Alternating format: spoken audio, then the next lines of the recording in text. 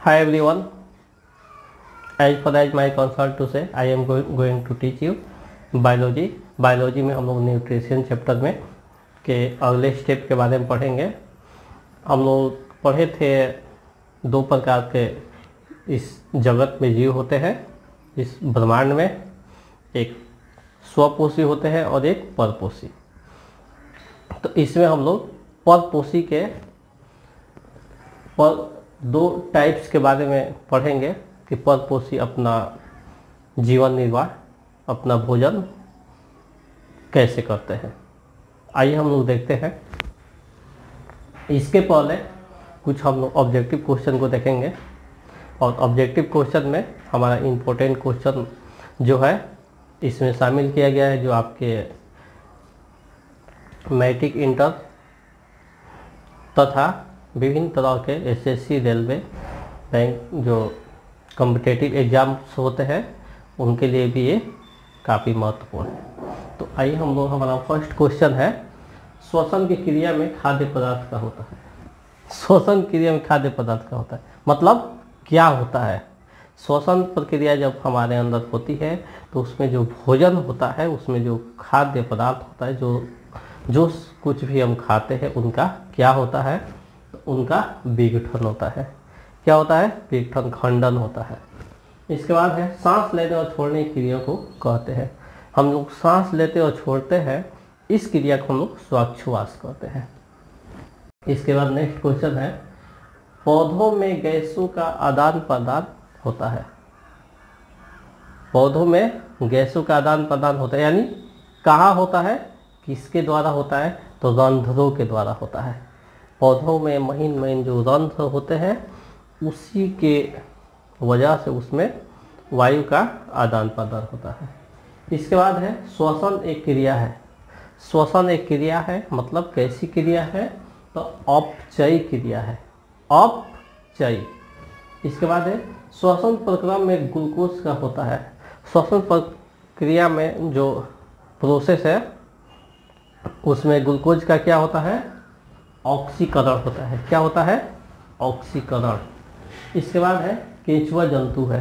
केंचुआ कैसा जंतु है? उभयलिंगी जंतु है। इसमें नर और मादा दोनों पाए जाते हैं केंचुआ में, इसलिए इसे हम लोग उभयलिंगी जंतु कहते हैं। इसके बाद है कायिक विभिन्नता कैसी होती है?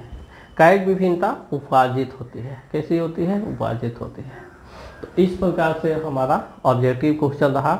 अगर आप हमारे चैनल पर नए आए हैं तो इस वीडियो को पूरा देखिए, और वीडियो एंड होते ही इसको लाइक, शेयर और सब्सक्राइब बटन दबाइए, और अपने दोस्तों को भी बताइए कि हम लोग को एक नया चैनल मिला है, yes you can buy Ashok sir. इसको जैसे जैसे हम लोग देखते हैं तो आनंद से, मज़े लेकर अपने स्टडी को पूरा कर लेते हैं, और पता भी नहीं चलता है कि इतना नॉलेजेबल, इतना नॉलेजफुल, हम इतना विजडम हम कैसे बन गए, कब बन गए। यूँ हंसते खेलते हम लोग पढ़ाई को मनोरंजन ढंग से, डिजिटल वेज से, स्मार्ट तरीके से पढ़ रहे हैं। फ्रेंड्स, आज के परिवेश में मेहनत तो बहुत लोग करते हैं, लेकिन पता नहीं मेहनत से हम उतना सक्सेस तक पहुंच सकते हैं कि नहीं। लेकिन जहां तक हमारा मानना है कि अगर हम इस तरह स्मार्ट वेज से, स्मार्ट तरीके से पढ़ेंगे, सीखेंगे, तो बहुत ही आसानी से अपने मंजिल को बहुत कम समय में हम हासिल कर सकते हैं, और पढ़ाई हमें बोझ नहीं लगेगा, पढ़ाई हमें इंटरेस्टिंग लगेगा। इसके बाद हमारा सब्जेक्टिव क्वेश्चन होगा, तो देखते हैं। मृत जीवी पोषण, इसको सैप्रोफाइटस न्यूट्रिशन कहते हैं। तो मृत जीवी पोषण किसको कहते हैं? तो वैसे जीव जो मृत जीव या पौधों, यानी जो पौधे सड़े गले होते हैं, या जो जंतु मरे हुए होते हैं, उन पर, उनसे भोजन जो प्राप्त करते हैं, अपने पोषण को प्राप्त करते हैं, वैसे जीव को हम लोग मृतजीवी या अपघटक कहते हैं। मृतजीवी भी कह सकते हैं या अपघटक भी कह सकते हैं। जैसे कवक, बैक्टीरिया, प्रोटोजोआ, ये क्या होते हैं कि जो पौधे या जंतु मृत अवस्था में पाए जाते हैं उनसे अपना भोजन प्राप्त करके उनको धीरे धीरे समाप्त कर देते हैं, अपघटित कर देते हैं। वो मिट्टी में मिलकर उसी तरह के हो जाते हैं।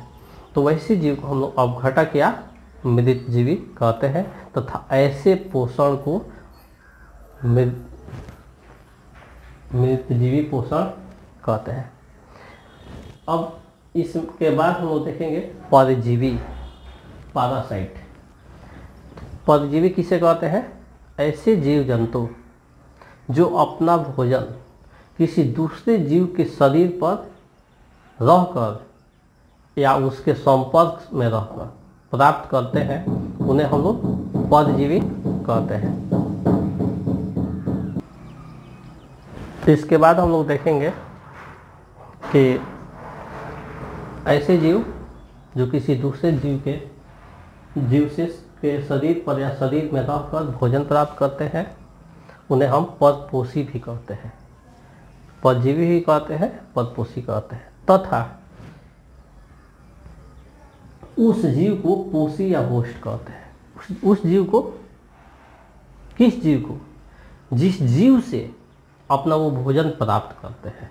यानी जो जीव उनको शरण देता है, तो शरण देने वाले जीव क्या होते हैं? होस्ट होते हैं, पोषी होते हैं। जैसे अमर बेल, गोलकृमि, टेपवर्म इत्यादि। ये क्या है? दूसरे जीव के संपर्क में रहकर अपना भोजन प्राप्त करते हैं और ऐसे जीव को हम लोग परजीवी या परपोषी कहते हैं। तो इस प्रकार से हमारा ऑब्जेक्टिव और सब्जेक्टिव क्वेश्चन रहा। तो आप लोग इसको पढ़ते रहिए, देखते रहिए और अपने लाइफ को स्मार्ट तरीके से स्टडी में इन्वॉल्व करके प्रोग्रेस कीजिए। यही हमारी विश है, यही हमारी इंटेंशन है, यही हमारी कामना है। इसके साथ ही हम लोग चलते हैं और अगले स्टेप के लिए हम तैयारी करते हैं नेक्स्ट वीडियो के लिए। तब तक के लिए पढ़ते रहिए, देखते रहिए।